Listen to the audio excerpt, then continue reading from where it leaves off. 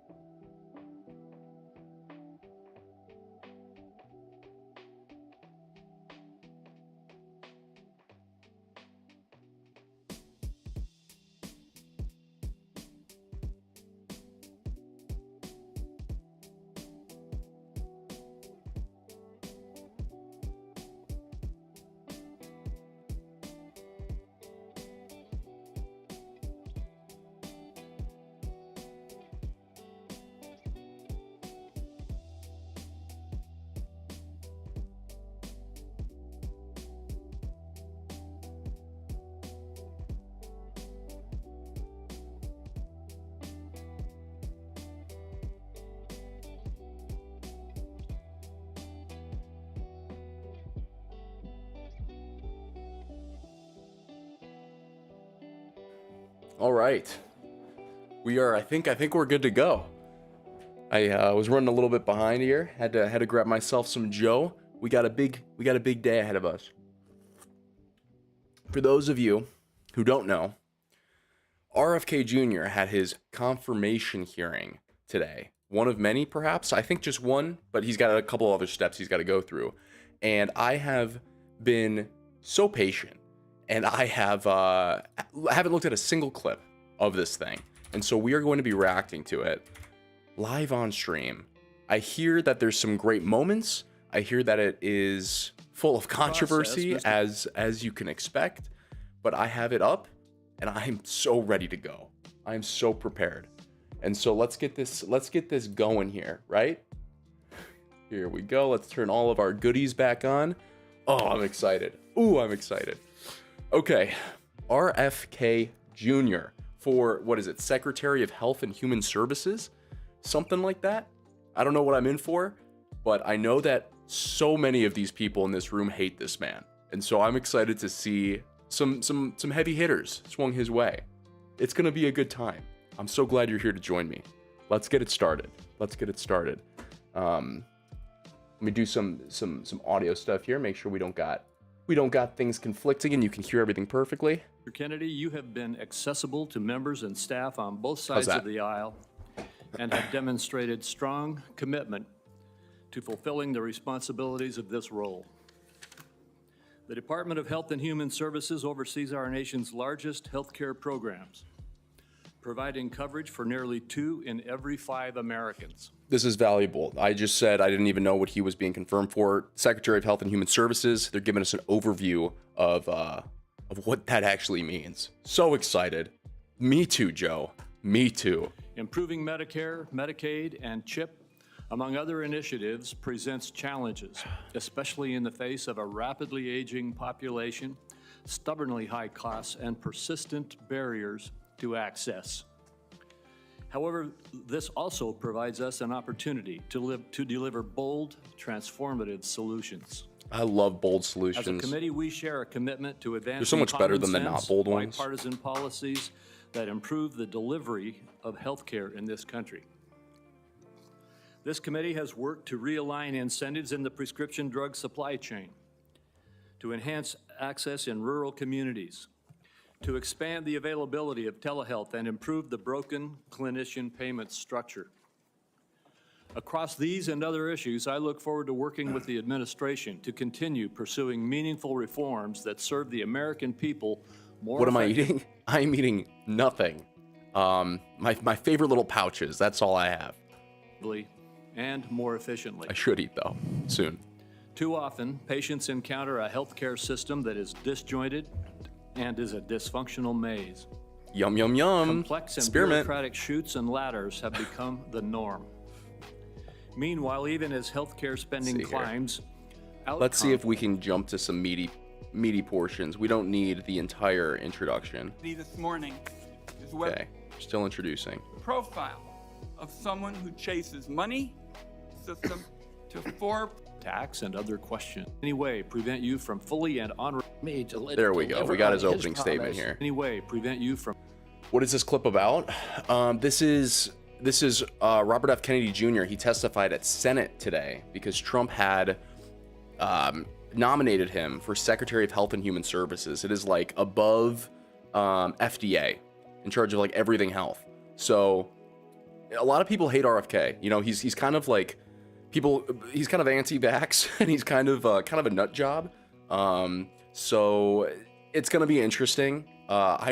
We probably don't have to go through the big meaty clips. We could probably get some of the highlights. Let's see. Let's pull up a highlights clip. I can't wait to see how much healthier we become. Dude, make America healthy again. Yes. Could not agree more. Okay, let's start with this guy, Mark Werner. Questions RFK Jr. Let's see. Well, I got to tell you, for literally hundreds of thousands This of guy's Virginians, voice is crazy. Medicaid is what prevents them. Almost as bad as RFK's. We need carnivore diets to be normalized, dude.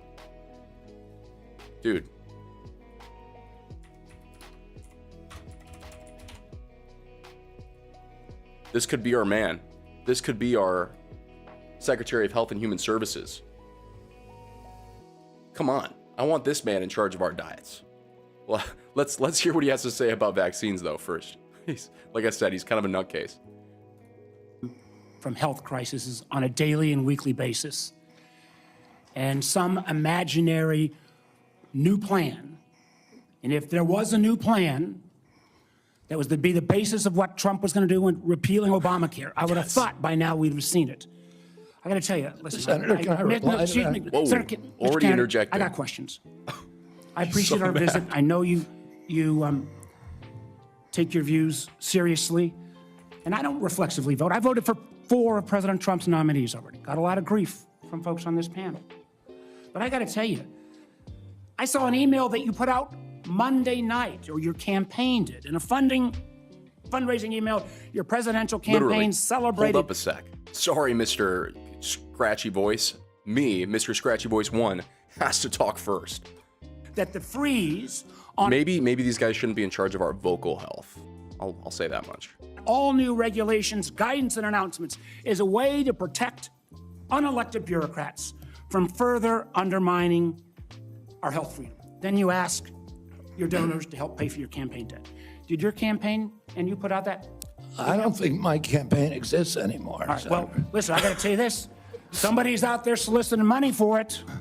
Maybe you ought to find out who is. Vocal health. Yes, sir. So yes, sir. the fact that you celebrate this freeze, do you think that was a good idea? I think it's like a brain condition with RFK. I don't exactly know the details. I think something happened or he had like a surgery or something. I could be crazy.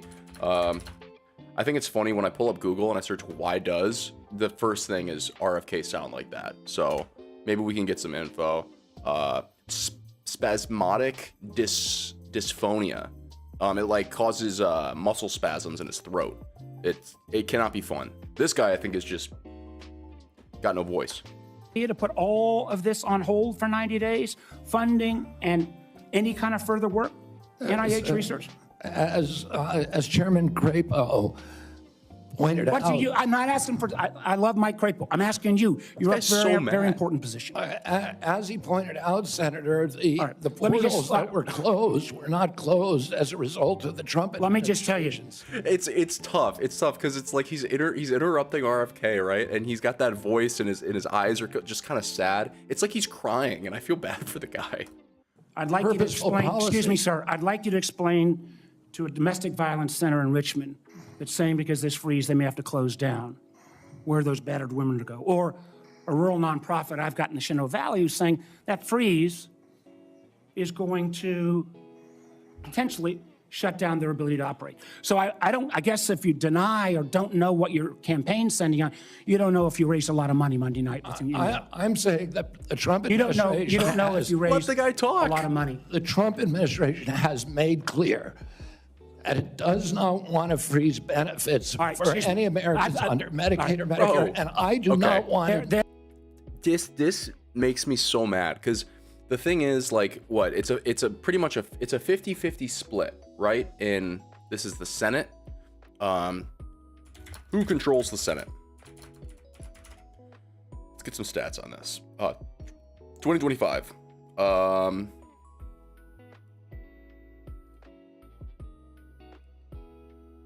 28 Democrat. Yeah, so the Republicans have the Senate. That's what I remember. 49-47. So I guess it's just a matter of, are any Republicans going to not give RFK their vote? And if so, why? I guess we'll find out here. And then what Democrats, because RFK, keep in mind, dude used to be a Democrat. He still kind of is. He never really said that he's like a conservative now. He's on the Trump platform, obviously. But it's like he might bring over some of those Democratic votes. A lot of people hate him though. So, and a lot of those Democrats have special interests with Big Pharma. So something tells me they are not going to like RFK because Big Pharma does not like RFK. Dismantle The Medicaid. freeze is affecting beyond Medicare and Social Security. I would hope you would have known that to be able to answer some of this. Now, you've said publicly you want to immediately get rid of 600 NIH workers on job one, on day one. When we had our meeting, you said you'd actually like to get rid of 2,200 people from HHS. Which offices are you going to start cutting and riffing these 2,200 workers from? Senator, there's 200 political appointees that are changed during every administration. So if you got rid of those 200 political appointees, you're not going to replace them with your political appointees. Well, President Biden this year changed 3,000 employees at HHS, 3,750 So at NIH. your 2,200, what departments are you going to pick them from? It's like Well, tennis, man. the Back same and as forth, President back and Biden forth. did when he changed 3,000 out. They're Let me from all just, across all I'm down to a departments. minute 30. The chairman's been generous. dude does not with want colleagues on answers. both He sides. just I may have wants to go a to couple shred minutes him. over. But let me just say, so let's just answer, this would be, this. I hope, since you're asking to become the top healthcare official in the United States in terms of HHS, huge ramifications, and part of this job is to be the senior advisor to the president on health issues. Oh boy. So Oh boy. when we're looking at this purge and we're looking at laying off workers, when we're looking at potentially the president's illegal offer to try to buy out federal employees, which I would say to any federal employees, think twice.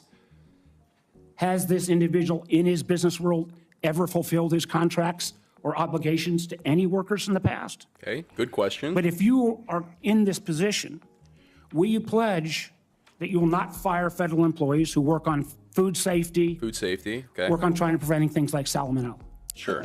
Senator, there are So 90. here's what's going to happen. I'll tell you right now because I can already tell how this whole hearing is going to go as I've seen like 4 minutes of this clip, right?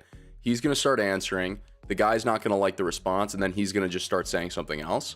But also, isn't the whole like Trump platform like fire everybody and like bring in new people? Just be a bulldozer, be the bull in the china shop that Trump is. Everybody knows that he's a bull in a china shop. He just wrecks everything around him and builds something else new. And I think that's what people want because people are not happy with the state of what our nation is in right now. So clearly, I think that's the plan. But we'll see how long it takes for this guy to interject. Let's see. We're at 4:26.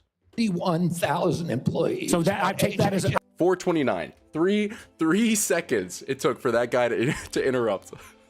Is he going to be able to get an answer out? I take it. That's a simple yes. And I'm going to You take think that as I a could no. run that I take that without as a getting no. rid of some- Well, you actually This is talked about ridiculous.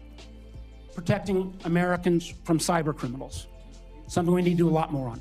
Will you commit not to fire anyone in the health arena who currently works on protecting Americans from cyber attacks in the For the record, good question. I don't like this guy so far, but good question. Now, what's the answer? their healthcare files? I will commit Okay. to not firing anybody who's doing their job. Good answer. Good answer. How is Mr. Other Scratchy Voice dude going to refute that? Based on your opinion, based upon your opinion, or your political agenda, or Mr. Trump's political agenda? Based upon my opinion. Which, for the record, would be his job as head of Health and Human Services, right? It's his discretion, right? So if he decides you guys are not doing your job right, it is his job to get people who are going to do the job right. So good answer. I guess that means a lot of the folks who've had any type of views on vaccines will be out of work. There you go. Will There's the interjection. There's the vaccine stuff. I know that they're just going to pummel him with vaccine questions, which they should, because I would say that is the most controversial part of RFK is the vaccine stuff. freeze grant funding for community health centers? Will you freeze federal funds for community health centers the way the current administration is doing? The White House has made clear that no funds are going to be denied to any American for benefits in any program. Do you know what happens at community health centers? Those are direct. Are you talking about the Indian health centers? No, I'm talking about community health centers Indian health centers. What is he on about? across the country. I understand that. I mean, I strongly So you're going to support- excuse Indian health centers, which is good, but others are not. Right. They're going to get their funds frozen. I strongly support community health centers, as does the president. He So does that not mean want- you're not going to freeze the funding that is currently frozen? The White Or House work has done made freeze it? clear Are you're not going to freeze the funding that's currently frozen? And then he corrected himself, unfreeze it. So he's asking if he's going to unfreeze federal funding towards health clinics. I don't know, why is it currently frozen? I have to look into that. none of that funding is supposed to be frozen. There you go. There, The direct payments are all the questions that I have as somebody who knows jack shit about this are the answers that RFK is giving me. And this guy, who supposedly is supposed to be the expert on what questions to ask, is just leading him into corners, trying to make him look like a fool. So far, 6 minutes in, I'm Team RFK. Let's see how he digs himself into a hole and changes my opinion. different than how the government operates. We fund the federal government down to community health centers. As a former governor, there's lots and lots of state programs that are related to health care that come from the federal government, they come down to the state, then it goes to local programs. All of those don't directly pay out $1 at a time, but they come from federal funding. They are all, even though they keep changing the guidance on a minute-by-minute basis, based upon 9:45 or 10:30 or 10:45, whatever time it is today, those funds are still frozen. Sir, I just So he goes on this spiel about how dollars are paid out and then says as of whatever time the funds are still frozen, and RFK is here saying they're not supposed to be frozen. And this guy's throwing a hissy fit that RFK says he's not going to unfreeze it. But I mean, if you use an ounce of logic, then if somebody says the funds aren't supposed to be frozen, you would probably assume that if put in that position, they would unfreeze the funds. So this is gonna be a good confirmation hearing. honestly, I want to give you a fair shot. No, you don't. I don't feel like Yeah, did you I don't did you feel hear like that? Did you hear that? approach Wait, this job let's with- go back. Let's go back. It was kind of quiet. He says, "I want to give you a fair shot," and there's laughter in the audience. Hold on, I'll turn it up a little bit here.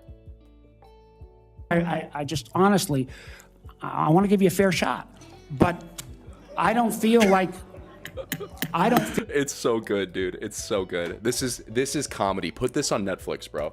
feel like you approach this job with the knowledge and candidly your willingness not to commit try to recommend to the president to make sure these funds are unfrozen and that people's lives were at stake is a very disappointing answer. Thank you, Mr. Chairman. Oh boy. Okay, clip number 1 in the book. I'm saying 1-for-1 RFK. Can we get a tally going? Let's open up Notepad, and I'm gonna get a little score counter here going, right? So RFK versus Senate. Okay. Clip 1. Well, what was this on? This was on funding for health centers or something like that. We're gonna say win RFK. Okay, we're giving him 1. Oh, we don't want that. Oh, maybe we do. I want to make sure I don't lose this. We're saving it. We're saving it. All right. I pulled up another clip here I want to look at because this is something that I think some conservatives would have an issue with RFK on because, you know, RFK, lifelong Democrat, and part of the conservative platform is obviously the pro-life stance, at least amongst, I would say, most conservatives. RFK has in the past been more in favor of pro-choice and, you know, abortion and all of that. So I think this could be a detractor for some of the conservatives. This is a clip I found on X while I was scrolling. Let's see what he has to say in terms of abortion that might win over some of those conservatives that are worried about his take. I agree with President Trump that every abortion is a tragedy. I agree with him that we cannot be a moral nation if we have 1.2 million abortions a year. That's a lot. That is a shit ton. I agree with him that the states should control abortion. President Trump has told me that he wants to end late-term abortions, and he wants to protect conscious exemptions, and that he wants to end federal funding for abortions here or abroad. That's Title 10. I serve at the pleasure of the president. I'm going to implement his policy. Decent answer. Decent answer. I mean, politically, it's the right answer for him to make. I don't know if a lot of Democrats are going to like that. Probably not. But you know, he's appointed by the president. He's got to do his job to try to make him happy, but he's also got to be able to do his job without just being like strung along like some kind of puppet. Maybe I'm a fool for thinking that Trump would do that. I mean, there's been speeches in the past where Trump's really only the only real concern that Trump has with RFK is his thoughts on oil. Because for the longest time, I think he was like an environmental lawyer or something. Let me fact check that. Also known by his initial RFK Jr., environmental lawyer, author, and anti-vaccine activist. So this is the concerning part for a lot of people. But yes, he used to be an environmental lawyer. So he's very concerned on like climate change and that kind of shit. But obviously, that's not going to be part of his job. So Trump has said in the past, he's like, we'll let him run wild. He can do whatever the hell he wants. Just stay away from the oil because we're gonna drill, baby, drill. And so yeah, I don't think Trump's gonna string him along and tell him everything that he has to do, and he's just gonna do it like some kind of blind puppet. Okay, we know it's gonna be a good clip when Alex Jones reposts it. So let's read here and zoom in a little bit so you guys can see what's going on. Okay, Democrat witch hunt. Oh, sorry, not witch hunt. He's just straight up calling the Honorable Miss Cortez Masto, I don't know, a witch. It's Alex Jones. This makes sense. Democrat witch holds up biased studies of dangerous baby-killing drug in attempts to bully RFK Jr., the big pharma industrial complex. I don't know what OF is. Probably not OnlyFans. Cards is collapsing. Oh, my mind is plagued by brain rot. Alex Jones is covering the RFK Jr. hearing with huge guests. I don't really care about his guests, but let's see the clip. Here are the safety studies that tell us mifepristone is safe and effective. And I ask, Mr. Chair, that these about 40 studies be admitted to the record by unanimous consent. Jesus.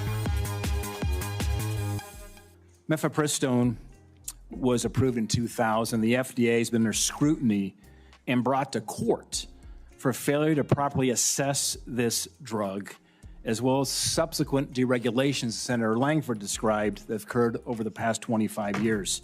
Some of these deregulations included ending the requirement that these drugs be prescribed by a doctor, ending reporting requirements for adverse events, and allowing these pills to be obtained through the mail.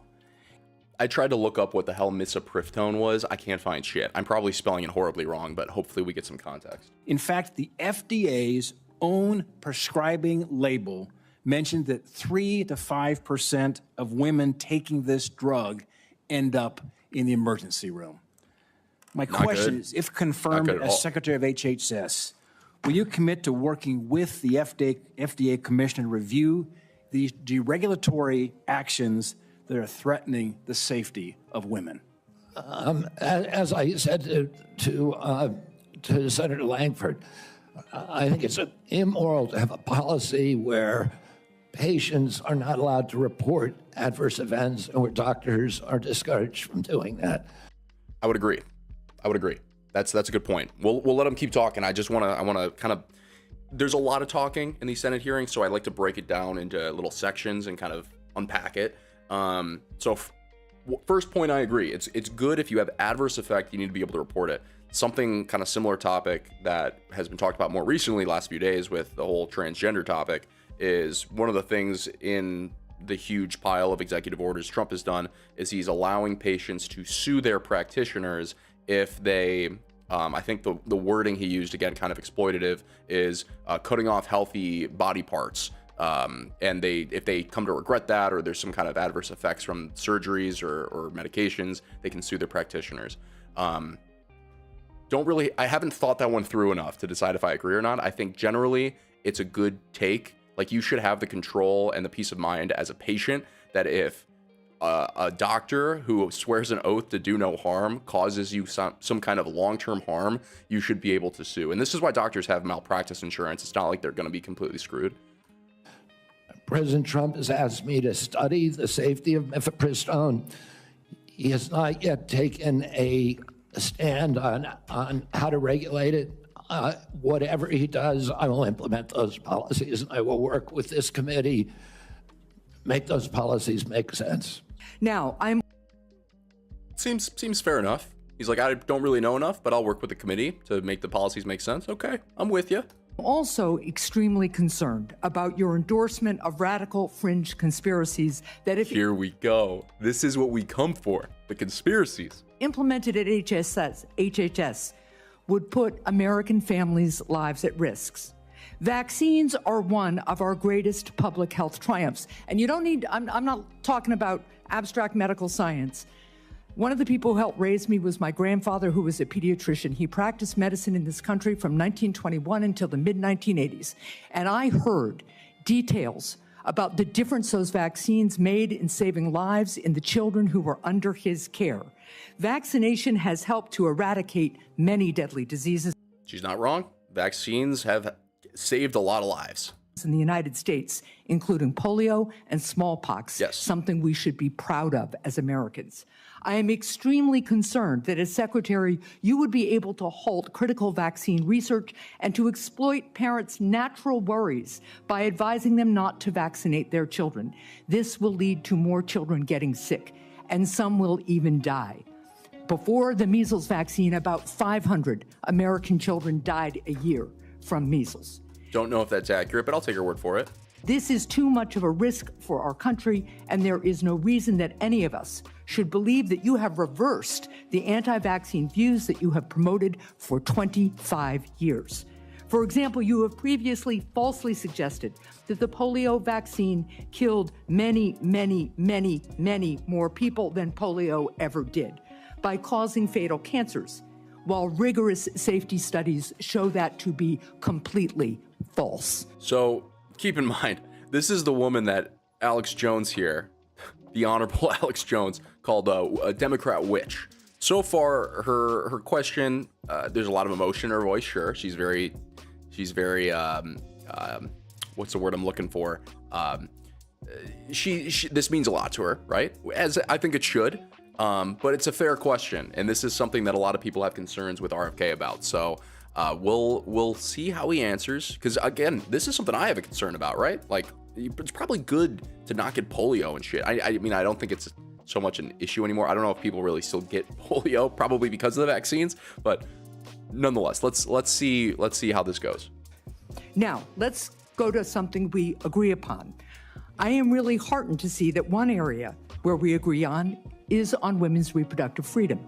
In your own words, it's not the government's place to tell people what to do with their bodies. And this is what I was just talking about. Like, a lot of conservatives, this is their concern with RFK. They don't really care about the conspiracy theories and shit that kind of goes with conservatism. We just love that shit.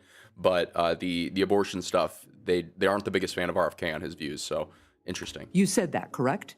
But you also said we need to trust the women to make that choice because I don't trust government to make any choices. You said that too, right? Yes. It is remarkable that you have such a long record. That was actually a pretty recent quote too. I don't know if you can see here, 2023. So this isn't like, they're not just pulling up shit from like 10 years ago. This is, and he said right away, he's like, yep, I said that. So just pointing this stuff out. Yes. It is remarkable that you have such a long record of fighting for women's reproductive freedom, and really great that my Republican colleagues are so open to voting for a pro-choice HHS secretary. So, Mr. Kennedy, I'm confused. You have clearly stated in the past that bodily autonomy is one of your core values.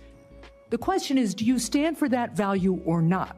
When was it that you decided to sell out the values you've had your whole life in order to be given power by President Trump? This woman seems totally rational to me so far. I mean, these are heavy questions, but they're like good questions to ask. Senator, I agree with President Trump that every abortion is a tragedy, that we can't be a moral authority in this country. Right, so, but that isn't what you said back in New Hampshire. She's being exploitative here. This used to be the Democratic viewpoint on abortion as well. I can't remember who exactly said it. It was one of the presidents. I'm sure somebody will tell me, but it's they said that the stance was basically abortion should be safe, legal, and rare. It was the idea that, like, if you're put in a position where that is absolutely needed, or if you're put in a position where you feel like there are no other choices, it should be legal, it should be safe, and it should be rare, meaning there shouldn't be that many. RFK here is saying he kind of holds that old Democratic view of abortion. That's what I take from this anyway, which is I agree that it should be legal. I agree that, you know, women should be able to make that choice. But I agree that it's also a tragedy when that choice is made. And I think that, like, any woman who's gotten an abortion, at least I would like to think, they don't think that's something to like flaunt about. It's something they had to think really hard about, and it's not necessarily a happy choice to make. So again, I don't think that this is like a big gotcha moment on RFK. I think he's just, you know, being an old-minded Democrat. In 2023, my question is exactly when did you decide to sell out your life's work and values to get this position? Senator, I agree with President Trump that every abortion is a tragedy. So what you're telling us, just to She cut him off again before he could finish his sentence. be clear, because my time is limited, is that regardless of what you believe, regardless of what values you have, if President Trump tells you to do something, you're going to do it. You said just now the discussion about mifepristone. Oh, he's asked me to study the safety of it. Here are the safety studies that tell us mifepristone is safe and effective. And I asked Mr. Chair that these about 40 studies be admitted to the record by unanimous consent. Without objection. So the studies are there. The safety is proved. The science is there. But what you're telling us is if President Trump orders you to take action to make it harder for women to get direly needed health care, you'll follow his order. If Mr. Trump, as he did yesterday, orders a halt on Medicaid payments that are essential for taking care of people with disabilities all around this country, you're going to follow that order because you are willing to sacrifice your values, your knowledge, if President Trump tells you to do that. That, to me, is unacceptable in a Secretary of Health and Human Services. So now I'm getting where Alex Jones said Democratic witch. Again, I think it's a bit of a, you know, it's Alex Jones. He's going to be exploitative, but this is where, yeah, she's putting words in his mouth. He wasn't allowed to say basically anything. And again, to speak for RFK here, I mean, he doesn't know me. I don't know him. I'm not even a huge RFK guy. I agree with a lot of what he has to say. I do have the concerns about the vaccine stuff, but his view is the old Democratic view. He's like, every abortion is a tragedy, but his view is it should be safe, legal, and rare. That's my assumption anyway. The whole time this was playing, I was thinking of the Kathy Newman interview with Jordan Peterson, where she does the exact same thing. She's like, basically just keeps putting words in her mouth, in Jordan's mouth, and then he kind of stumps her. I'm just gonna play it real quick. It's a short clip. Why should your right to freedom of speech trump a trans person's right not to be offended? Because in order to be able to think, you have to risk being offensive. I mean, look at the conversation we're having right now. You know, like you're certainly willing to risk offending me in the pursuit of truth. Why should you have the right to do that? It's been rather uncomfortable. So you haven't sat there and I'm just trying to work that out. I mean, Ha, gotcha. you have got me. You can't get anything done. But yeah, if you go back and watch that interview, like the whole time Jordan starts saying something and then she's like, oh, so you're saying that, and then the thing that makes the clip so iconic is that every time she tries to put words in his mouth, he doesn't get like worked up or anything. He just kind of sits there and laughs, and he's like, no, that's not what I'm saying. So it's worth the watch. Maybe we'll react to that at some point. But anyways, this is getting away from RFK, so let's see what happens next. As I explained before, the White House has issued a statement saying that that policy will not deprive any American Yeah, benefits. the problem is the White House issued that statement. These are just excerpts of the Here we go. Now we're back to Alex. So we got the clip. So okay, so let's pull up our note sheet again here. So this is clip 2. And what was this on? This was on, I guess we could kind of sum this up to is vaccines slash abortion. When it came to the vaccine talk, it's hard to say. I mean, RFK couldn't really, quote, win that one because he didn't really get to say anything about it. She just kind of yelled at him. And then the abortion thing, I think he had a good response. So I'm gonna call this one a tie, right? Because if it was a win on both things, I would give it to RFK. Maybe it's a tie, or we'll call it like a tie with a sway RFK's way. So it'll be a tiebreaker if we find ourselves in the middle there. All right, give this guy a save. Alex never ceases to crack me up. Is this real? Hitting a vape while in a Senate hearing about health is crazy. I can't put down a cup. I can't put down a cup. I can't You're put kidding. down a cup. I can't put down a cup. I love our government. Jesus. Okay, do we have another clip in here? Here we go. Absolute mic drop moment from @Robert Kennedy Jr. Listen to these 2 minutes. Let's do it. Well, let me ask you this then, because you keep citing the Trump administration and you're just going to follow what they say. Is that what you're doing? You're just a rubber stamp for them in this position? So anybody, Trump. so it doesn't matter that you're before us. It could be anybody coming before us as long as they're a rubber stamp for this administration and disregarding your beliefs and what you think. I guess my question to you is, if it really is fundamental to what you believe, how do you live with that? How do you address those issues as you're moving forward? You want me to Knowing answer that the it's going to question, harm Senator? Americans. Yeah. You want me to answer the question? It's gold. It's gold. I mean, it's got to take so much willpower to just sit there and like put up with being talked over nonstop. Pete Hegseth did a good job. Bobby here is, I think, a little bit less calm about it. No, I'm asking you. Okay, President Trump has asked me to end the chronic disease epidemic and make America healthy again. Applause from the I- audience. Is that the only reason why you're at HHS? Is that the Excuse only me? reason why then you're at the HHS to address that one issue? President Trump has asked me because I'm in a unique position to end that. And that is what I'm doing. And if we don't solve that problem, Senator, all of the other disputes we have about who's paying, and whether it's insurance companies, whether it's providers, whether it's HMOs, whether it's patients or families, all of those are moving deck chairs around on the Titanic. Our ship is sinking. That's, I think, a really good way to put it, actually. I think what he's trying to say here is that he was asked to end the chronic disease epidemic and make America healthy again, and he would be in a unique position to do that as Secretary of HHS. But everything else that they're asking him about, like the funding and all those things, they are still his concern. It's not the only reason he's there, but those things are going to be viewed through the lens of, I need to end the chronic disease epidemic and make America healthy again. So it is the lens in which everything else is seen in his position, which I think is the right approach to take if I was in his position, that's probably how I would view it. You're appointed by the president, so you have an obligation to, in some aspects, do what he wants you to do, right? He's your boss. But also you have autonomy to manage HHS. And so he's saying, I'm going to take what my boss gave me as a task, and I'm going to legislate in a way that kind of operates through that same framework. So good answer so far. Let's keep going. Our 60% increase in Medicaid over the past 4 years is the biggest budget line now, and it's growing faster than any other. And no other nation in the world has what we have here. No other nation has a chronic disease. We have the highest chronic disease burden of any country in the world.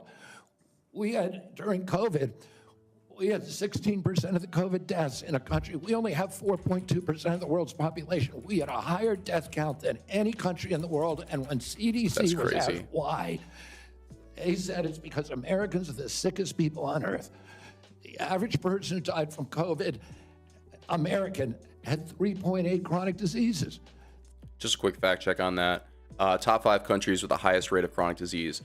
The United States, Hungary, Bulgaria, Lithuania, and Latvia. I think there are some other areas that are very Americanized that also have incredibly high chronic disease rates. I'm assuming it's probably because of our fast food and just the absolutely horrible stuff we put in our bodies. So I just wanted to fact check that. You know, I've gotten a lot of flack recently for being a promoter of, quote, misinformation. I'm some kind of disinformation witch. I'm just reacting to shit I see online. I do my best to fact check, but obviously I'm going to be wrong about stuff. I don't know anything about anything. So let's let RFK keep talking. This is an existential threat economically to our military, to our health, to our sense of well-being. And it is a priority for President Trump. And that's why he asked me to run the agency. And if I'm privileged to be confirmed, that's exactly what I'll do. Applause from the audience. She's not so happy about it. Okay, I think that is a pretty unanimous win for RFK. So, clip 3. Why head of HHS? We're giving that one win RFK. Perfect. So far, man, we'll call it 2.5 for 3. All right, come on, next. Don't fail me now. What is this? This is executive order stuff. We can cover that some other time. Yep, we got a lot of other stuff on X here. This is another thing I want to cover at some point. Okay, here we go. Can you imagine thinking that at Robert Kennedy Jr. is the bad guy in the story? Watch this. All right, we got 2 minutes. Let's see what we got. I want to say something about what you first said. When I launched my campaign, it was about uniting Americans, Democrats and Republicans. There's no issue that should unite us more than this chronic health epidemic. Agreed. There's no such thing as Republican children or Democratic children. For the record, I want to interject here. I'm beginning to feel like one of these senators. I just keep interjecting what he has to say. But when you look at the what is it, like the biggest cause of death in the U.S. Heart disease, right? Heart disease is something that is largely preventable, right? There are things that you can take action on to severely or drastically diminish your risk of heart disease. So, and this kills most Americans. I think the second is it might be guns. It might be a suicide, something like that. But heart disease is huge. Is this a heart disease, cancer, COVID? This is by disease. Okay. But yeah, heart disease is massive. If we had like some kind of terrorist organization killing as many people in the United States as heart disease does, we would put like every single military operative on trying to combat that threat. And yet heart disease and chronic illness is killing more people than pretty much anything else in the US, and we are not doing nearly enough about it. And this is something that is like really attractive to me about RFK, because it's like he is clearly passionate about this. And this is the thing that I think the thing that makes me like him the most is his passion on defeating chronic disease. Now, again, I'll reiterate the vaccine stuff. I need to hear some more about his takes. He's got some conspiracies in there, but the chronic disease thing is huge for me. Let's let him continue. Children. These are our kids. 66% of them are damaged. I know what a healthy kid looks like because I had so many of them in my family. I didn't know anybody with a food allergy growing up, peanut allergy. Why do 5 of my kids have allergies? Why are we seeing these explosions in diabetes, rheumatoid arthritis, neurological diseases, depression, all of these things that are related to toxics in the environment? Depression, I think, is not a good one to include because, yes, of course, depression could probably, some cases could be tied to neurological disease in regards to like chronic health epidemics and diet and all this stuff. But I think a huge proponent of increasing rates of depression is probably social media and the chronic internet illness of everybody just being completely attached to likes and comments and all that. There are some cases, of course, that is like purely genetic and have nothing to do with that. But I think that, especially in young people, is a huge part of the increasing rates of depression. Why can't we just agree with each other to put differences about so many issues, intractable issues aside, and say, we're going to end this? I don't think anybody is going to be able to do this like I have because of my peculiar experience, because I've litigated against these agencies. When you litigate against them, you get a PhD in corporate capture and how to unravel it. This is another reason why I think I like RFK, because he makes a point here too. He's like, he litigated against these people. Big Pharma hates RFK, not just because of his conspiracy theories and his talks against vaccines, but because he knows that they're liars at large, and they're in it to make a buck. Don't really care about public health as much as they should. I've written 6 books about these agencies. I know a lot about them and I know how to fix it. And there's nobody who will fix it the way that I do because I'm not scared of vested interest. I don't care. I'm not here because I want a position or a job. I have a very... For the record, this is why people like Trump too, because Trump doesn't give a shit what people think about him.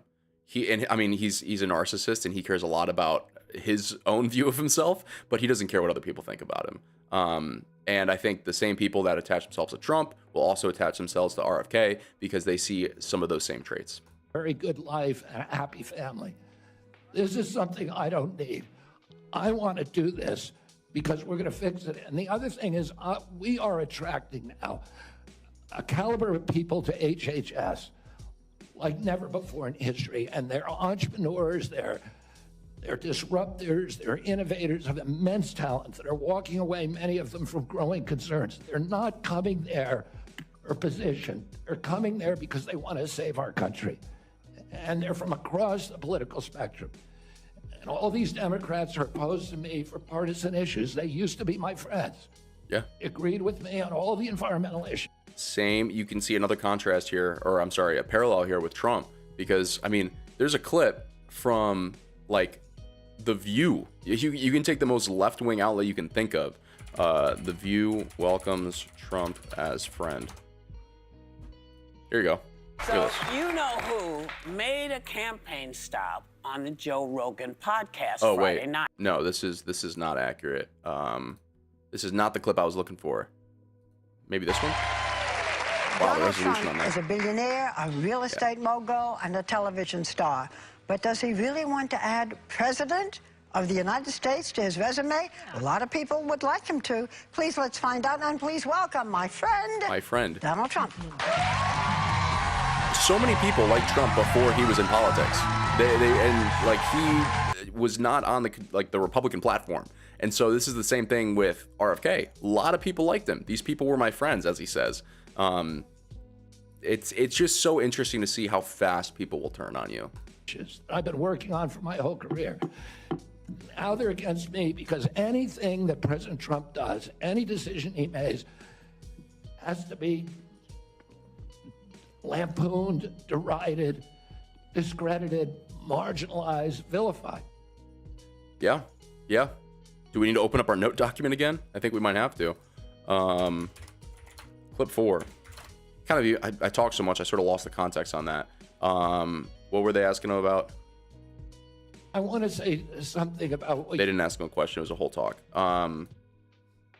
We'll just call it passion for ending chronic disease.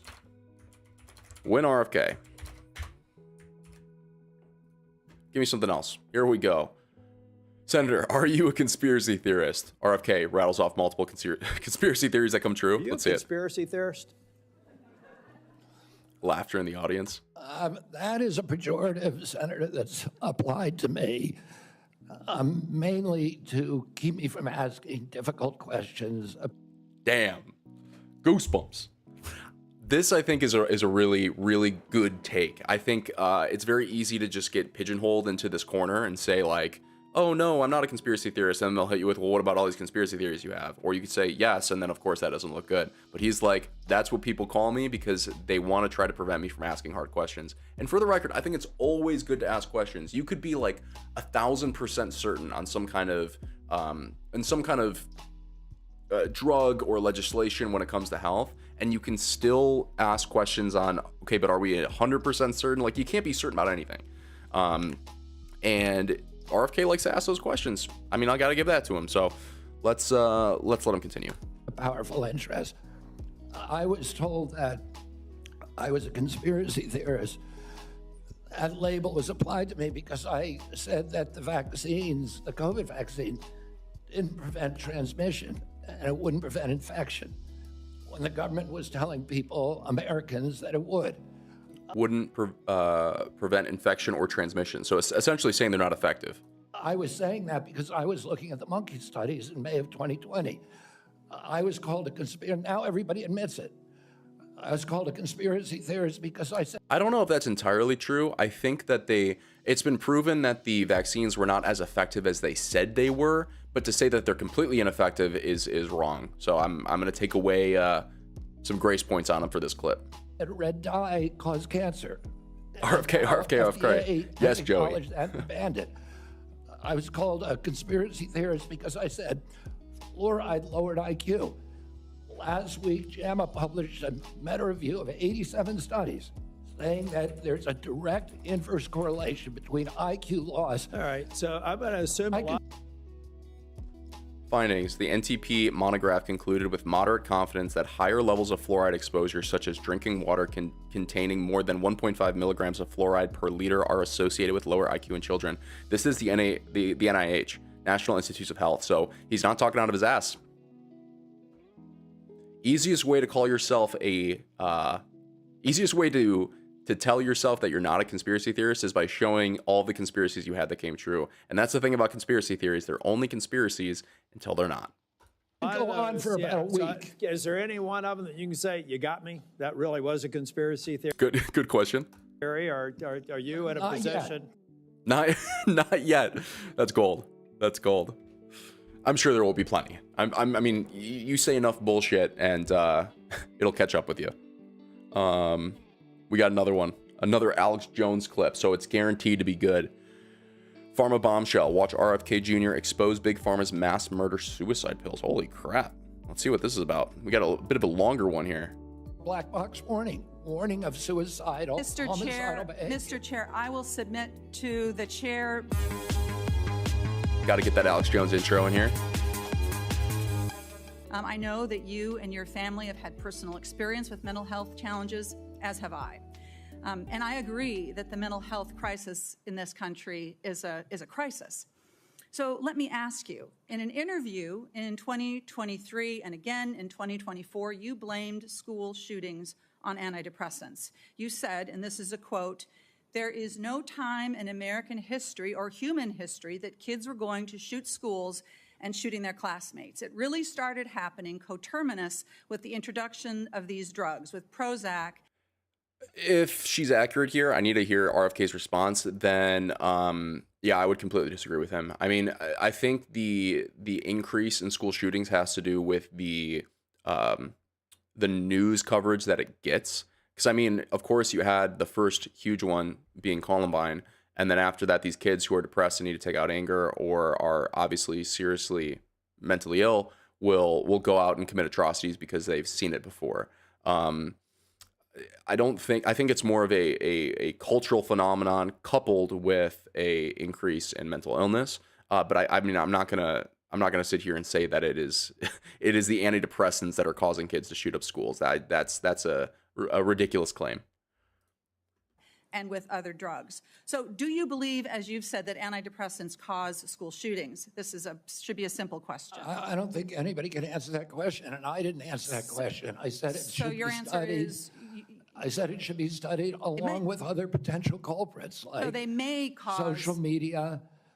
But I don't know. I would never make, because there's no science on that, Well, Senator. there is, Senator. I mean, excuse me. There is, Mr. Kennedy. Thank you for the promotion. The science. Thank you for the promotion, he says. Yeah, he's funny. He's funny sometimes. But yeah, I mean, he kind of weaseled his way out of that one. I can't really give that to RFK. I mean, he sort of backtracked what he said before, because he did make that quote, and then he says, well, I mean, I would never say because there's not science on it. He's backstepping here. Science shows that there is no link between school shootings and antidepressants. And in fact, most school shooters were not even treated with antidepressants. And of those that were, there was no evidence of association, you know? Yeah, and this is exactly my point. I mean, you can't, and it sounds like that's what RFK is saying now, is there's no evidence on it, but his quote before, obviously, they counteract each other. So we might, it's looking like we might have a win for Senate here. Let's see. I don't think you My can Congress. say that, Senator, because the HIPAA rules, nobody knows. Well, that is, Mr. Kennedy, do you think that people who take antidepressants are dangerous? I think, listen, I'm not going. Good follow-up question. I mean, it follows the same logical thought. It's like, okay, well, if you think that it's possible that antidepressants cause school shootings, well, then do you think that antidepressants, people that take them, are dangerous? Good follow-up question. Into HHS, if I'm privileged to be confirmed with any. So you can't say that people to who... impose any preconceived ideas that I may have. I just want to have good science. So you're not saying that they aren't dangerous, which means that they could be dangerous. Let me ask you this. That's not true. You've described Americans who take mental health medications as addicts who need to be sent to wellness farms to Holy, did she say wellness farms? Context, please. recover. Is that what you believe? No, of course, I didn't say that Yes, you anybody should be compelled to do anything. No, but you said they should be sent. I said they should be available to them. I didn't say they should be sent. You said that folks Kicking and that take screaming. antidepressants are like addicts. That I can provide that, Oh, I Mr. think Chair. they should have the availability. Listen, I know people, So- including members of my family, who've had a much worse time getting off of SSRIs than they did than people have getting off of heroin. It's the withdrawal period is, I mean, and it's written actually have on the label. I have some This is experience very with well this documented. myself, Mr. Kennedy. According to the internet, again, Google AI, so take it for what you will. SSRIs are generally not considered addictive in the same way as substances like opioids or stimulants. However, they can cause dependence, which might be what he's talking about, which means that the new body may become accustomed to the medication and experience withdrawal symptoms if it is stopped abruptly. I think abruptly is the key word there. I think that's with any medication that you're on, for whether it's an extended period of time or long term. You can't just stop suddenly. Your body does become accustomed. So he's technically making a somewhat valid point, but you can't just like take a general claim and apply it to one specific thing and say that that's why these things are dangerous. You know, So again, I'm kind of leaning on the side of the Senate on this clip. Kennedy, this is personal for me. When I was a young woman and I was struggling with depression, thankfully, I had the resources to help me get through it, including a new generation of SSRI uptake inhibitors, which helped to clear my mind, get me back on track to being a mom and a wife and a productive. Key word there is get me back on track. And I think that any physician worth their salt will tell you, like, that's what they're for, right? You take them just long enough such that you can get in a better headspace to then take lifestyle changes, which will more drastically increase your quality of life and your mental health, right? Because I think I'm not going to sit here and say like, oh, going and working out every single day is going to cure everybody of their depression. Absolutely not. But if you are in a good enough headspace that you can actually get out of bed in the morning and go to the gym, it will help you, right? I mean, there's been studies that show that physical activity have, better impacts on your mental health and on your mood. Same thing with just like, touching grass, like getting sunlight, right? These things generally help, but they're not the solution. The SSRIs are there to help you get in a position where you're not just stuck in bed and you can't even get up, because that's the case with so many people. So they're used as sort of like a crutch to get you to where you need to go and then wean off of them. But I think what RFK is saying here is maybe they are overused, or we've become more dependent on them as the solution rather than a stepping stone.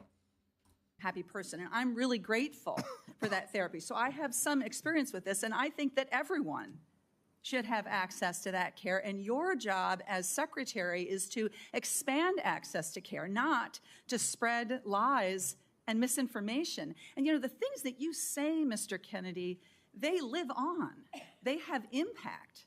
And we're having this conversation at the same moment that my Republican colleagues are looking to try to figure out how to save money any way they can, and so they want to cut Medicaid. Let's just think about this for a minute, because you're going to be, should you be confirmed, you would be responsible for CMS, which provides mental and behavioral health care to millions of Americans. Close to 40% of folks on Medicaid have a behavioral health condition, and you would be part of this administration that would be looking to cut Medicaid. So, Mr. Kennedy, these statements that you've made... Fact check on this. Republican majorities in Congress reportedly are considering cuts as much as $2.3 trillion over a decade to the program. This would leave it up to the state governments to either make up the difference, reduce the number of people insured by the program, or scale back what health care is covered. So I just want to make sure that she was accurate on that. Republicans, her colleagues, as she put it, are looking to not necessarily completely cut it, but drastically save a lot of money by cutting a lot of coverages. Let's continue. Linking antidepressants to school shootings, they reinforce the stigma that people who experience mental health every day face every single day. And I'm very concerned that this is another example of your record of sharing false and misleading information that actually really hurts people. Senator, you're mischaracterizing my statements. I am only putting into the record what you have said, Mr. Kennedy. You're mischaracterizing my statements, and I'm happy that you had a good experience on SSRIs. Many Americans have very good experience on it. Others have not. That would be an issue between them and their physicians, and not for the future head of HHS to be just putting out misinformation about the dangers of SSRIs and other She is making good points. She's being, I keep using this word, but exploitative, and just continuing to use that word misinformation because it's the headline, right? It's the clip that'll go on YouTube Shorts. Is RFK spreads misinformation, shouldn't be head of HHS. So she's doing her job as a senator that is opposing him to make him look bad, but she does have good backing behind what she's saying. Depression medication, spreading the stigma and the fear that we're actually trying to overcome. Do you think physicians, when they make that prescription, ought to have access to good science? Of course they do. And That's all I believe, too. And you and I are in agreement, Senator. And to your point that you made when you made these statements, it was not based on good science. I don't know what it was based on. I was saying the science needed to be done. I was saying these are potential culprits. We're coterminous, and I named other things. I said video games. I said social media. I said SSRIs. Which is kind of what I said earlier too. It's like it's more of a cultural thing and a lot of lifestyle choices.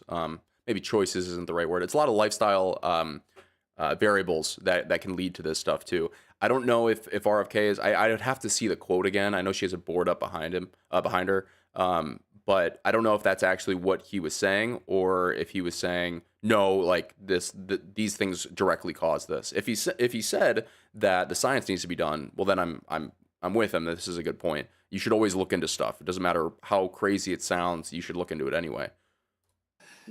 SSRIs have a black box warning of homicidal behavior. Mr. Chair, I will submit to the... That is actually a good point. I didn't think about that. I've seen it, I'm pretty sure everybody has seen it, but anytime there's like a medication advertisement and it goes through all the side effects, it always says suicidal ideation, XYZ, explosive diarrhea, and then homicidal ideation is always on there too, which I always thought was kind of crazy. Like I always kind of brushed that one off, but because it's on the warning, I mean, you should look into the effects of, well, maybe if there's more homicides going on and more people are taking this medication where homicidal behavior is one of the side effects or can be, you should look into it. So I think I'm going to call this interaction, not the whole clip, but this specific interaction, I would say he held his ground. It's a tie between them. Overall, I'm still leaning with the Senate on this clip.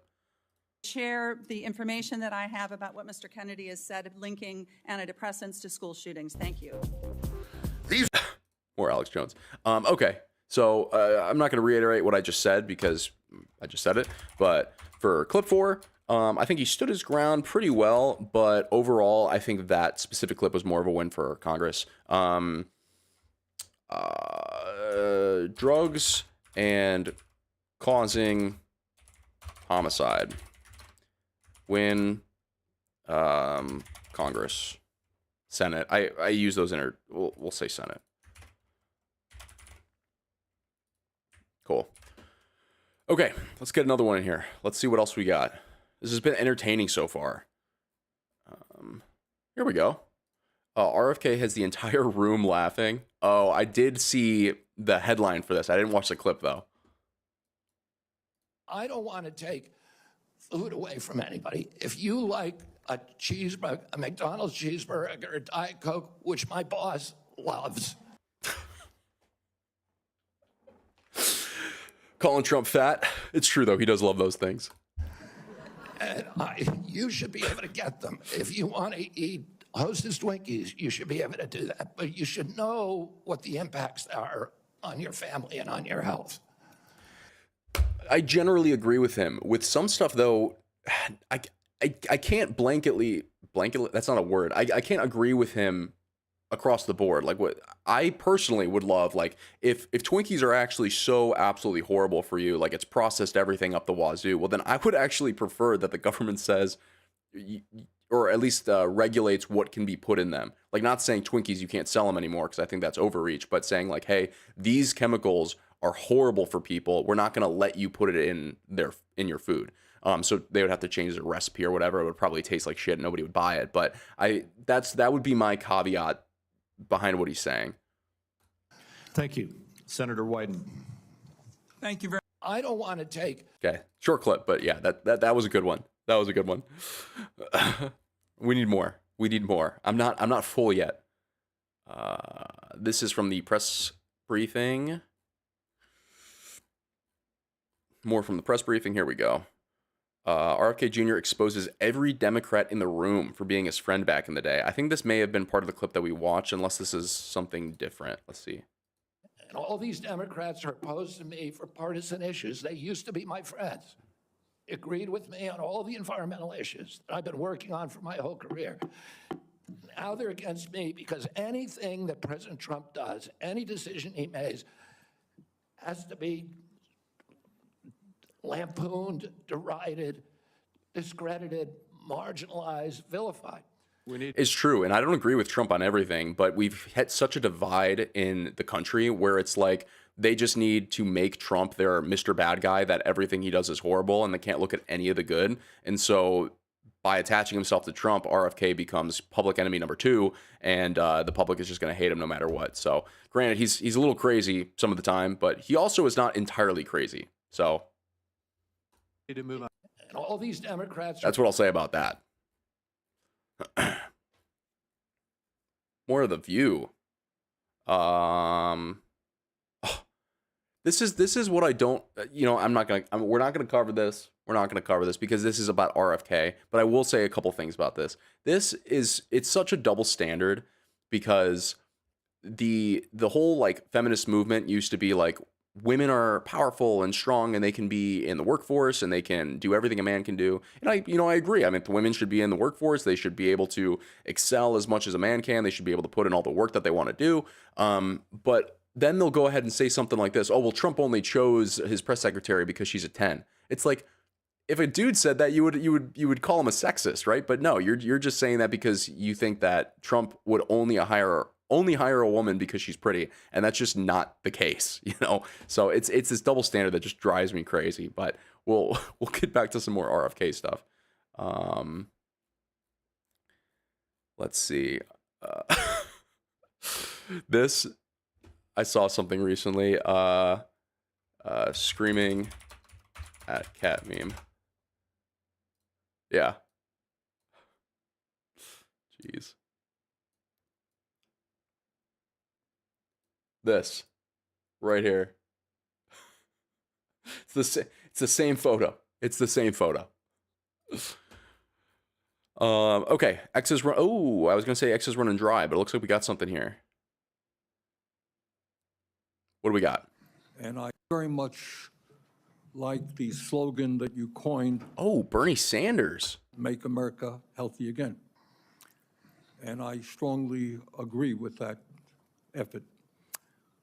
Despite spending, as you indicated, 2 or 3 times as much per capita on healthcare as other nations, we have 85 million people who are uninsured, underinsured. We have all kinds of chronic illnesses. Our life expectancy is lower than other countries. And for working class people in this country, they are living 6, 7 years shorter lives than the top 1%. We got a problem, okay? And I'm going to suggest some ideas that I think can remedy that. Okay. Last year, the insurance industry in this country made over $70 billion, while at the same time, 85 million Americans are uninsured or underinsured. Yeah, this is like super fucked up. Like the healthcare system in our country is so ass backwards. It's insane. The fact that the insurance companies walk away with, like he said, billions of dollars, and yet so many people are just chronically sick and can never get better and can never get coverage, and they're denied on every single claim. This is a serious problem. You know, I'm not a big Bernie guy, but he makes a good point here. Do you agree with me that the United States should join every other major country on earth and guarantee health care to all people as a human right? Yes? No? Oh, we need some mic here. There we go. Senator, I can't give you a yes or no answer to that question. I would love to see the rest of that clip if X didn't cut it off.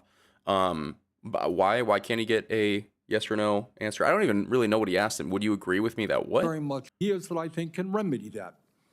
Last year, the insurance industry in the meantime, 85 million Americans are uninsured or underinsured. Do you agree with me that the United States should join every other major country on earth and guarantee health care to all people? So he was talking about socialized healthcare. I feel like socialized healthcare is a bit of a false facade, because you look at like something like Canada, they have that same sort of situation going on where I think you can get private healthcare if you want, but they do have socialized medicine. And from my understanding, everywhere that exists, the healthcare isn't great, the quality isn't fantastic, and the taxes are insane.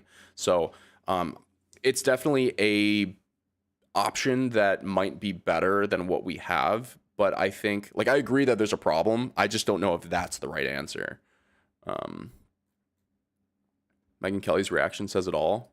Let's get the context on this. Of this? I've had nothing to do with leadership. Are you supportive of these onesies? I'm supportive of vaccines. Are you supportive of this clothing, which is militantly... I need to see this whole clip now. Bernie Sanders questions RFK. Thank you, Mr. Chairman. Here, we get some more context now. Kennedy, thanks for being here again. So this is what we just watched. Lives. Last year, the 5 million American states should join every other major human right. Senator, I can't give you Okay, here's the rest of the clip. a yes or no answer to that question. Healthcare a human right? Is healthcare a human right? In the way that free speech is a human right, yeah. I would say it's different, because with free speech doesn't cost anybody anything, but in healthcare, if you smoke cigarettes for 20 years and you get cancer, you are now taking from the pool. Well, I hadn't thought about it like that. I mean, he's right. Because I probably, without thinking, would have just answered Bernie, yeah, like healthcare is a human right. Everybody should be taken care of. But at the same time, it's like, if you spend your entire life smoking cigarettes and doing shit that's bad for you, and now you expect other people to pay to make you better, doesn't exactly seem right. I would say if you apply it more like blanketly, like if you get in some kind of like horrible car accident, you shouldn't have to worry about being in debt for the rest of your life for the doctors to fix you up. You know, if there's something that is completely outside of your control that you did not contribute to, then yeah, I think it's a right. Like, you should be taken care of. We have the resources to take care of you. You should be taken care of. Now, the issue with that is, of course, that whole thing is probably going to get, if that was the stance where we would apply funding to those who maybe like the car crash example. Like if we were to help them out, but not other people, like you'd have to do. It would be the same situation we run into with insurance companies now, where some people would be approved for stuff and other people wouldn't, and it would be a nightmare. So in a perfect world, that would be my answer, but it's not a perfect world. And so are you guaranteed the same right, or is there also a duty? I'm sorry. I'd love to talk for an hour with you. We got a few minutes left here. All right. Every other country in us says healthcare, whether you're poor or rich, young or old, is a human right. I'm not hearing you say that. All right. You've talked about the drug companies, and maybe we agree on this one. As you all know, despite the drug companies making over $100 billion in profits, paying CEOs outrageous compensation packages, we, in some cases, pay 10 times more for the same drug. Will you support legislation that I will introduce which says that in America we should not be paying a nickel more for prescription drugs than people around the rest of the world? How would that work? Would that be at the expense of the pharma companies? Because I would say if it's at the expense of the pharma companies, see, there's so many variables. Like I want to say yes, they make so much money, they can afford to sell this stuff for, what it costs and not make a profit. But then the pharma companies are not going to be incentivized at all to put out new products because they're not going to be able to make any margin on it. And so it's like, if we then enact that legislation, now great, everybody can get access to the medication that they want at lower costs. But then what happens when, what happens with future research and future medication development? Like there needs to be some kind of funding going their way. People are all of a sudden going to be working for less money. Don't get me wrong. I'm in favor of pulling more money out of big pharma and putting it back in the people's pockets. But I just don't know what the long-term effects of something like what Bernie here is promoting. I don't know. Yes, no. To equalize it? Not to equalize it, that we should not be paying more than other countries for the same damn drug. President Trump has asked me, in fact, I had a meeting with President Trump a week ago where we showed him the charts. He knows the charts. We're paying 10 times more from Europe. That's right. And are you going to commit to us that you will end that absurdity? I think in principle we can. We should end that disparity. Good. Okay. That's great. All right. Yeah. I don't know if he corrected himself when he said, because at first he said, I think in principle, I think we can. And then he said, I think we should. Because I was actually kind of surprised when he said we can. I'd like to know how we do that. That's where I think it gets a little bit hairy, a little bit in the weeds, because again, all these different butterfly effects that can happen, but great. That's fantastic. I happen to believe that climate change is real, it's an existential threat, and it is a healthcare issue. Donald Trump thinks that it is a hoax originating in China. Question is, in your judgment, is climate change a hoax or is it real, causing devastating problems? Now, I would assume that RFK is going to say that it's real. Again, he was an environmental lawyer for a long time. I'd be surprised if he said he thinks it's fake. President Trump and I, from the beginning, from our first meeting, agreed to disagree on that issue. I believe climate change is existential. My job is to make Americans healthy again. You believe that? Yeah, so he's saying, I believe it's real, but it has little to do with the work that I'm going to be doing. I don't know how HHS operates within the realm of climate. I know it has a lot to do with health. When Bernie said that climate change is a healthcare issue, I don't exactly know what he's talking about there. I need some more information, but it seems like a valid response from RFK. Yes, I believe it's real. Trump doesn't. But it's not going to affect my job, basically. You disagree with Trump? You don't think climate change is a hoax, is what I'm hearing. My job here is to make Americans healthy. I'm just asking you that, Mr. Kenny, not a trick question. I answered your question, Senator Sanders. Okay, you disagree with the president on that. I answered your question. Okay. I'm going to pick up on... And normally I would say, come on, why don't you just say, yes, I disagree? But it's because he wants a clip, right? There needs to be a clip to go viral, and then everybody says, RFK disagrees with Trump, and it's going to be a whole thing. So by just doing that, it prevents just crazy clipping and clickbait from happening. So it's the politician way to say, yeah. On a point that Senator Hassan made. Look, there is no question that abortion is a divisive issue in this country. I would say a majority of the people are pro-choice. There's a strong minority who are pro-life. A year and a half ago, you went to New Hampshire, running for president, gave a speech, and you talked about government should not tell. Some info here. 45% of Americans identify as pro-choice, while 41% identify as pro-life. So I wouldn't exactly say a vast majority. I don't know. He may have just said majority. I didn't catch it. But yeah, they are a leading majority for sure. Tell a woman what she can do with her own body. That's her choice. Now, I think everybody on that side is pro-life. I think everybody here is pro-choice. I have never seen any major politician flip on that issue quite. You can't really flip on abortion. I mean, it's one of those things where, like, you either agree with it, you don't agree with it, or you agree with it with the exceptions. Like, there's 3 options. So it's very, and like, if you take a stand on one of those, it's very hard to say, well, now I disagree, or if you disagree, it's hard to say, well, now I agree, because you have to basically completely shift your mindset on what you think life is. And that is not something that changes easily. As quickly as you did when Trump asked you to become HHS secretary. Tell me why you think people should have confidence in your consistency and in your word when you really made a major U-turn on an issue of that importance in such a... Again, I don't think he made a major U-turn. He just said, again, he takes the old Democratic view, safe, legal, and rare. It's a tragedy when it happens, but it should be allowed. Short time. Senator, I believe, and I've always believed, that every abortion is a tragedy. But you told the people in New Hampshire that it was their right. You can agree. You can take both those stances at the same time. You can say it's your right and it's a tragedy. You can take that approach. All right, let me do a last question here because I'm running out of time.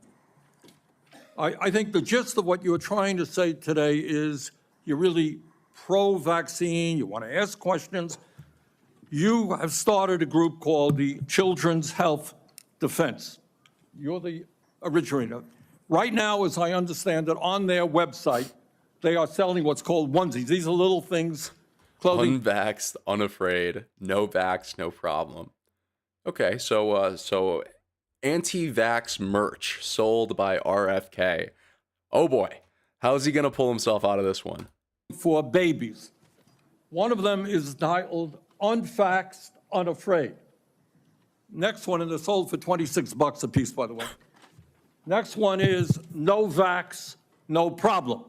Now, you're coming before this committee and you say you're pro-vaccine. Just want to ask some questions. And yet your organization is making money selling a child's product to parents for $26, which casts fundamental doubt on the usefulness of vaccines. Can you?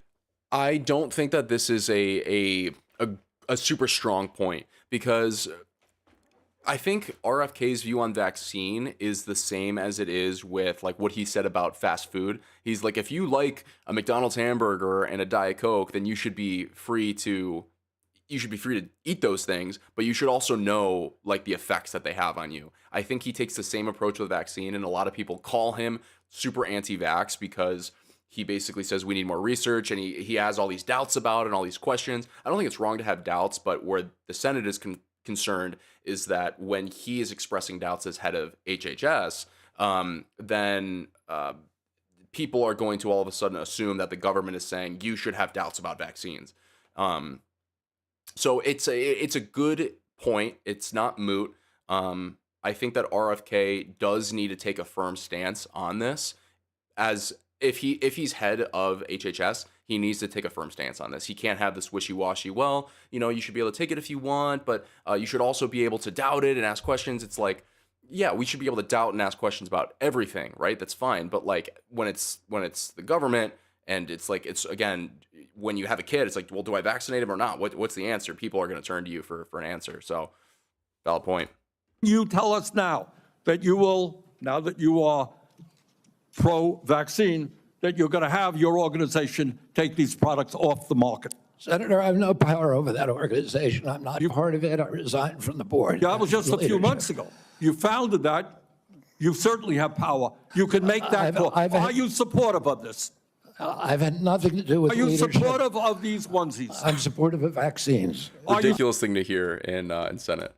Supportive of this clothing, which is militantly anti-vaccine. I am supportive of vaccines. I will. I want good science, and I want to protect. But you will not tell the organization you founded not to continue selling that product. Thank you, Mr. Chairman. Yeah, with the whole merch thing, I mean, like, again, he's selling it to parents, and I think parents that that decide not to vaccinate their kids, I have a hard time believing that good science would actually convince them otherwise. I think RFK is naively optimistic and thinking that, well, if people have access to all of the information, we're able to clear out all the doubts, well, then we'll know which vaccines are safe and which ones aren't, and you'll be able to make a choice.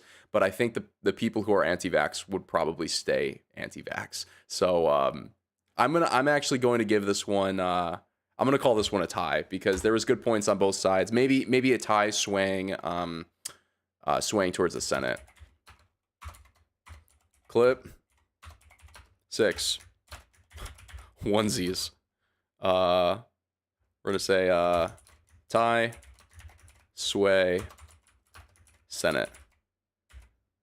And we got a little bit of time left. We got about 15 minutes left in the stream, so let's find some more clips here. We could probably get one more in, one or two more in. Thank you, Mr. Chairman. Mr. Kennedy, thanks for being with us. Let's see. RFK confirmation highlights.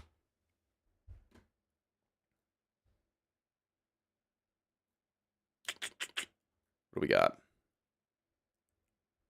Mark Warner. I think we saw him, right? This guy. Yeah. Doesn't he make like opening remarks? Opening statement. Perfect. Chairman Crapo, Ranking Member Wyden, and members of this distinguished committee. I'm humbled to be sitting here today as President Trump's nominee to oversee the U.S. Department of Health and Human Services. I want to thank President Trump for entrusting me to deliver on his promise to make America healthy again. I also want to thank Cheryl and Kik and Bobby and all of my other children who are here today, and all the many members of my large extended family for the love that they have so generously shared. Ours has always been a family that has been involved in public service, and I look forward to continuing that tradition. My journey into the issue of health began with my career as an environmental attorney, working with hunters and fishermen and mothers in the small town in the Hudson Valley and along the Hudson River.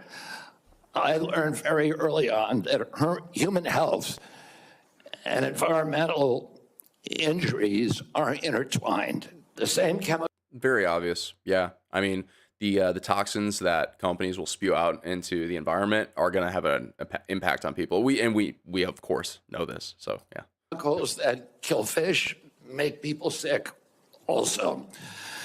Today, Americans' overall health is in grievous condition. Over 70% of adults. This is a weird thing to say, but I'm just going to say it because I've always thought it. I think the thin tie is just so cool. You don't see a lot of politicians with thin ties. You need like the big, thick one. But RFK, he rocks that thin tie. I'll tell you that much. Adults and a third of children are overweight or obese.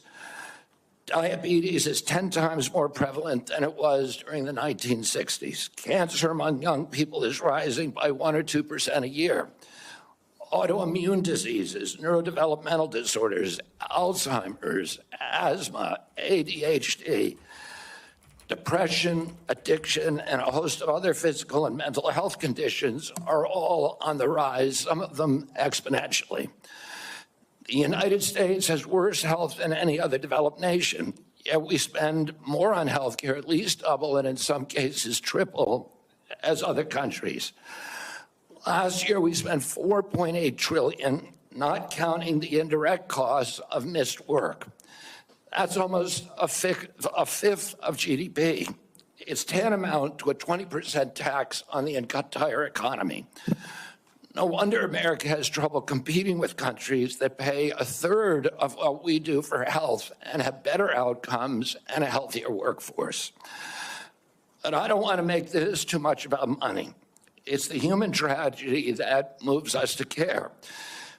President Trump has promised to restore America's global strength and to restore the American dream, but he understands we can't be a strong nation when our people are so sick. It's true. And I really wish that we would put more emphasis on this chronic disease epidemic. And it's honestly it's the one thing about RFK that I think shines out most of his faults or most of the concerns I have about him is that he's just so clearly passionate about this. Obviously, I do have my concerns about him. I think that I'd be willing to give him a shot. Like if I had a vote in it, I'd be willing to give him a shot. But I'm not a senator, so. A healthy person has 1,000 dreams. A sick person has only one. Today, over half of our countrymen and women are chronically ill. When I met with President Trump last summer, I discovered that he is more than just concern for this tragic situation, but genuine care. President Trump is committed to restoring the American dream, and 77 million Americans delivered a mandate to him to do just that. And that's the point that you're going to keep hitting on, which I think is a very good point to keep hitting on. It's like they won everything, dude. They won the House, they won the Senate, they won the Supreme Court, even though it's supposed to be non-biased. They won the presidency. There's a clear mandate of the American people. It says all that stuff that you talked about wanting to do, now please go out and do it. And whether you agree with it or not, I mean, the people voted on what he was talking about. They voted on the platform. And so they want to see the platform enacted. Due in part to the embrace and elevation of the Make America Healthy Again movement.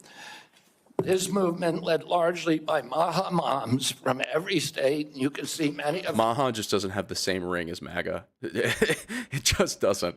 them behind us today, and in the hallways and in the lobbies, is one of the most transcendent and powerful movements I've ever seen. I promise President Trump that if confirmed, I will do everything in my power to put the health of Americans back on track. And I've been greatly heartened to discover a deep level of care among members of this committee, too, both Democrats and Republicans. I came away from our conversations confident that we can put aside our divisions for the sake of a healthier America. Yeah, one of the quotes that I love by RFK is something along the lines is like the only way that we can like unite our country is if we choose to love our kids more than we hate each other. And I think I think it's beautiful.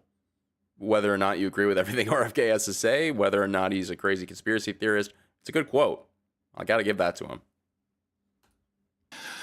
For a long time, the nation has been locked in a divisive healthcare debate about who pays. Well, when healthcare costs reach 20%, there are no good options, only bad ones. Shifting the burden around between government and corporations and insurers and providers and families is like rearranging deck chairs on the Titanic. Our country will sink beneath a sea of desperation and debt if we don't change the course and ask why are healthcare costs so high in the first place. The obvious answer is chronic disease. The CDC says 90% of healthcare spending goes toward managing chronic disease, which hits lower income Americans the hardest. The president's pledge is not to make some Americans healthy again, but to make all of our people healthy again. Yeah. There is no single culprit in chronic disease. Much as I have criticized certain industries and agencies, President Trump and I understand that most of their scientists and experts genuinely care about American health. Yeah, and I'd like to think that's true, and I like to think that most of us think that the people that are elected to be in charge of our health actually care about our health. I don't know if that is true. I foolishly want to believe that it is. With RFK, I think he legitimately cares about our health. I mean, again, do I have to pull up the clip?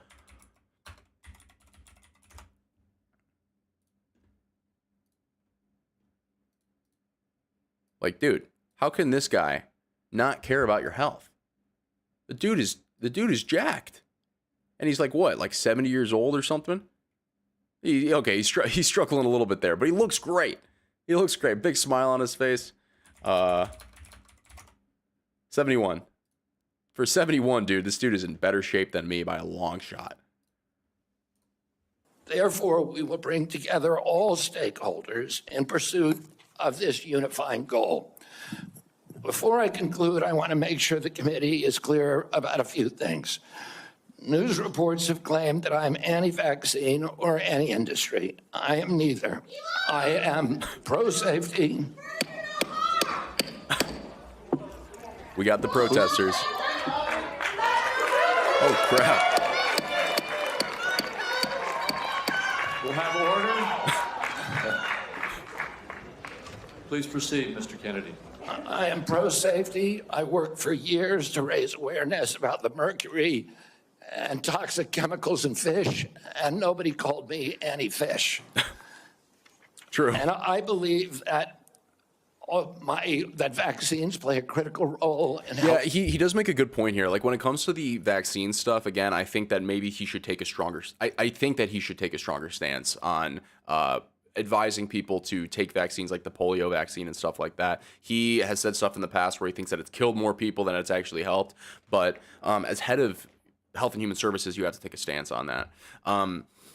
When it comes to vaccines, though, I mean, it's important to recognize that, like, you should be able to question it, and it's sort of become like a protected class of itself as like a discussion topic. Like, you are not allowed to question vaccines in the same way that like in 2020, you were not allowed to question the election integrity, right? It's like one of those things where it's like if you talk about it or you doubt it at all, like you're done, like that you are outcast by society.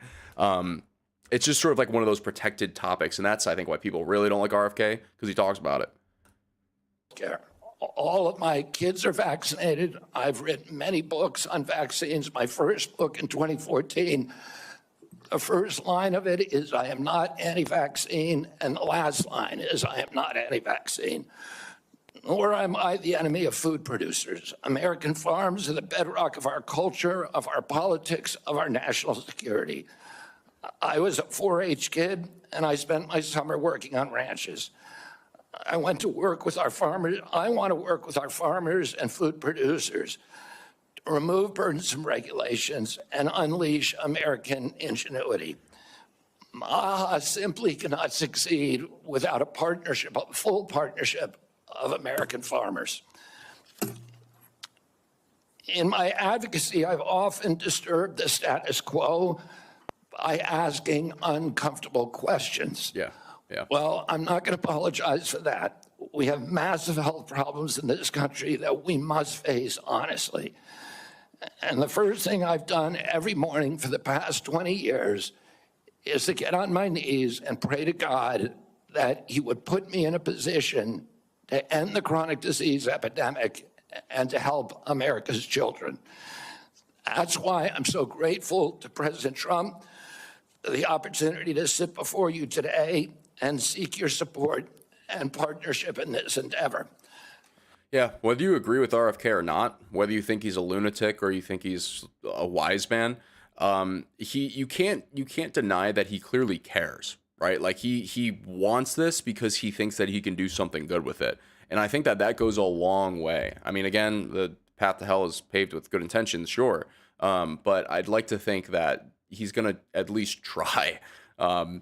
And I can't say that I've seen anything really good or at least super moving or monumental happen with health in the last few years when it comes to like how when it comes to food and I'm losing my words, but you know what I mean. Like there hasn't been anything like crazy that's changed. The people used to trash talk the food pyramid all the time and how it was absolutely like shit. It took them forever to change that. It's like, do people even care? RFK clearly cares. I will conclude with a promise. The members of this committee, to the president, and to all the tens of millions of parents across America, especially the moms, who have propelled this issue to center stage. Should I be so privileged as to be confirmed, We will make sure our tax dollars support healthy foods. We will scrutinize the chemical additives in our food supply. We will remove financial conflicts of interest from our agencies.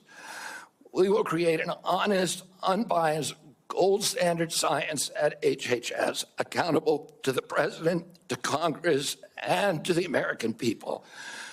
We will reverse the chronic disease epidemic and put the nation back on the road to good health.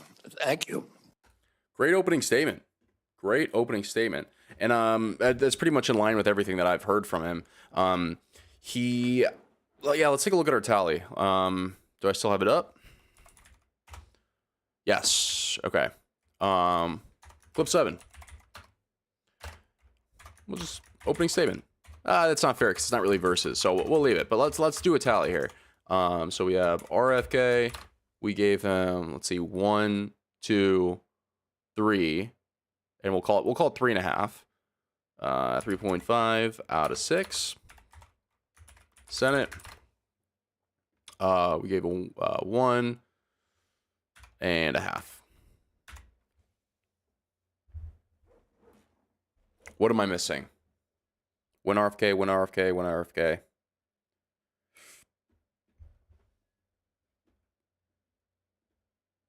Win Senate. Basically what I'm saying is RFK won, right?